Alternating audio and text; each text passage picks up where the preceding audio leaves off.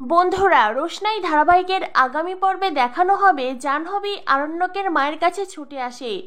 আরণ্যকের মা জাহ্নবীকে বলে, জাহ্নবী কি হয়েছে? জাহ্নবী বলে, কাকিমণি গরিমা ফোন করেছিল, ওই বাড়িতে পুলিশ গেছে, আর পুলিশ সরাসরি গিয়ে সুরঙ্গমা আন্টিকে দোষারোপ করছেন। বাদশাহ, আদিত্য কাপুর, ছোট আর লালন থানায় গিয়ে সুরঙ্গমা আন্টির নামে কমপ্লেন করেছেন, আর সেজন্যই পুলিশ সুরঙ্গমা আন্টির ওখানে গেছেন। যদিও ওনাকে গ্রেফতার করেননি, তবে হ্যাঁ, একটু এদিক ওদিক হলে ওনাকে গ্রেফতার করবেন। কথাটা শুনে আরণ্যকের মা বলে, আমার তো হাত পা ঠান্ডা হয়ে আসছে। আমি তো একটা কথাই বুঝতে পারছি না, বাদশার কি প্রয়োজন আছে এইসব কিছু করার? জাহ্নবী বলে, শুধু সুরঙ্গমা আন্টির নামই নয়, বরং গরিমার নামও বলেছে। ওদের ফোন এখন থানায় আছে।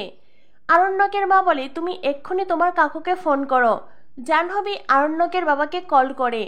অন্যদিকে মিনি খেতে বসেছে। খাওয়ার সময় টিভি দেখতেই মিনি হঠাৎ করে রোশনাইয়ের সেই নিউজ দেখতে পায়, যেটা দেখে মিনি পুরো হয়ে যায়। মিনি তখন লালনের মাকে বলে, নতুন মা, দেখো না টিভিতে কী সব দেখাচ্ছে। রোশনাই কোথায়? আমি রোশনাইয়ের কাছে যাব। লালনকে ডাকো, আমাকে এক্ষুনি রোশনাইয়ের কাছে নিয়ে যাও। মিনি কান্নাকাটি জুড়ে দেয়। লালনের মা বুঝতে পারছেন না তিনি কি করে মিনিকে অবস্থায় সামলাবে। এদিকে আরণ্যকের বাবা বাড়িতে ফিরে আসে। আরণ্যকের এইসব কাজকর্মে আরণ্যকের বাবাও বেশ বিরক্ত। ওই মেয়েটা তো মরেই গেছে, এখন বাচ্চায় কেন গরিমার সাথে অশান্তি করছে, কেন সুরঙ্গমার বিরুদ্ধে কেস লড়ছে? এই সব কিছুর জন্য আরণ্যকের বাবা আজ আরণ্যকের সাথে বোঝাপড়া করবেন।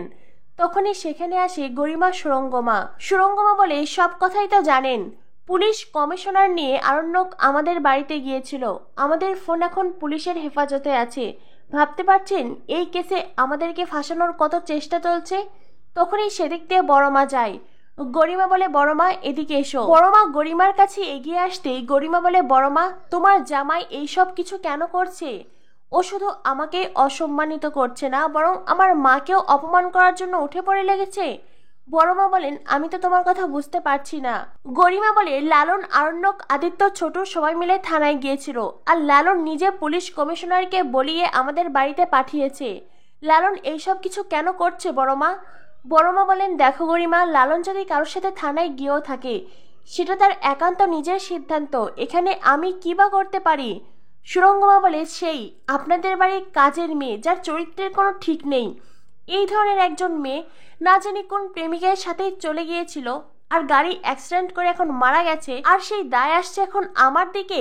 আর ওই বস্তির ছেলে লালন, যার আমি কখনো কোনো ক্ষতি করিনি, সেও উঠে পড়ে লেগেছে আমাকে ফাঁসাতে। আরণ্যকের বাবা বড়মাকে বলে, শোনো বৌদি, আমাদের বাড়িতে থেকে এইসব কিছু চলবে না। বড়মা বলেন, লালন তো এই বাড়িতে থাকে না, আর তাছাড়াও তুমি কি কথাটা আমাদেরকে বলছো? তোমার বড়দা তো বলেইছিলেন এই বাড়ি ছেড়ে চলে যাবেন। তোমরা যদি বলো তো আমরা এই বাড়ি ছেড়ে চলে যাব। আরণ্যকের মা বড়মাকে বলে, তোমরা যদি নিজেদেরকে শুধরে নিতে না পারো তো এই বাড়ি থেকে চলে যাও, সেটাই ভালো হবে। বড়মা তখন রাজার দিকে তাকায়। বড়মা রাজাকে বলে, রাজা তুই কি বলছিস, আমরা এই বাড়ি ছেড়ে চলেই যাব?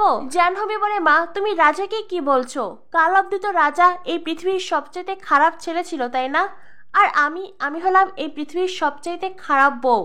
তো আমাদের কথার কি দাম আছে তোমাদের জীবনে? বড়মা বলেন, সেই দেখো না, এখানে গরিমা তার মায়ের জন্য লড়াই করছে, অন্যদিকে আমার ছেলে আমাদেরকে এই বাড়ি থেকে উচ্ছেদ করার কথা শুনো সে চুপচাপ দাঁড়িয়ে আছে। রাজা বলে, তাছাড়া আর কি করবো মা, তোমরা যা কিছু করবে তার ফল তো তোমাদেরকেই ভোগ করতে হবে। সুরঙ্গমা বলে, আমি তো একটা কথাই বুঝতে পারছি না, ওই বস্তির ছেলের এত সাহস হয় কি করে? পুলিশ কমিশনারকে উস্কিয়ে আমার বাড়িতে পাঠায়, আর আপনার ছেলে আরণ্যক, ও এতদিন শুধু আমাকে অপমানই করেছে, আর এইবারও থানায় গেছে আমার বিরুদ্ধে কমপ্লেন করতে। আরণ্যকের বাবা সুরঙ্গমাকে বোঝাতে চেষ্টা করে। আরণ্যকের মা বলে, সুরঙ্গমা ম্যাডাম প্লিজ একবার অন্তত বাচ্চার বাবার কথাটি শুনুন। সুরঙ্গমা বলে, ইনি যদি এখানে দাঁড়িয়ে থাকেন তো আমি কোনো কথাই শুনবো না। এই বলে সুরঙ্গমা বড়মার দিকে তাকান। বড়মা বলেন, আমি তো এখানে দাঁড়িয়ে থাকতে চাইনি, এই বাড়ির একজন সদস্য মারা গেছে, আমার এমনিতেই মন ভালো নেই, গরিমা ডেকেছে বলে এখানে দাঁড়িয়েছি, নইলে এক সেকেন্ডও এখানে দাঁড়ানোর কোনো ইচ্ছে আমার নেই। রাজা বলে, পরিবারের সদস্য? কাকে পরিবারের সদস্য বলছো? বড়মা বলেন, রোশনাই এই পরিবারের সদস্য। বড়মার মুখে এমন কথা শুনে রাগে ফুঁসে ওঠে গরিমা। রাজা বলে, মা সিরিয়াসলি রোশনাই এই পরিবারের সদস্য? বড়মা বলেন, হ্যাঁ, রোশনাই এই পরিবারের সদস্য। রোশনাই আমাকে আর তোমার বাবাকে যতটা ভালোবাসা দিয়েছে না, সেটা তুমি বা তোমার স্ত্রী কখনোই দাওনি। আর ভালোবাসা তো দূরের কথা, এইভাবে ভালোবাসার কথা কখনো ভাবতেও পারবে না। রাজা বলে, মা তুমি কিন্তু সব লিমিট ক্রস করছো।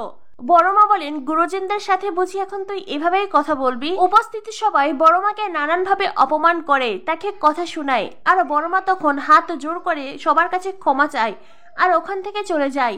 এমনিতেই রোশনাইয়ের মৃত্যুতে বড় মার মন ভালো নেই, তার উপরে এই মানুষগুলোর সাথে অহেতুক তর্ক করতে কোনো ইচ্ছেই করছে না বড় মার। এরপর দেখানো হয় আরণ্যকের বাবা সুরঙ্গমাকে বলে, সুরঙ্গমা ম্যাডাম, এই কেসটা নিয়ে আপনি কি ভীষণ চিন্তিত? চিন্তার কোনো কারণ নেই। দেখুন, আমরা নিউজে রোশনাইকে দেখেছি, কিন্তু পুলিশ এখনো অবধি রোশনাইয়ের ডেড বডি পায়নি। তাই এই মার্ডার কেসটিকে আমি মিসিং কেসে ঘুরিয়ে দেব। সুরঙ্গমা বলে, কিন্তু পুলিশ তো আমার ফোন নিয়ে গেছে। আরণ্যকের বাবা বলে, আপনার ফোনে রাজেশের নাম্বার পাবে সেইটা? সুরঙ্গমা তখন মাথা নাড়িয়ে হুঁ বলে।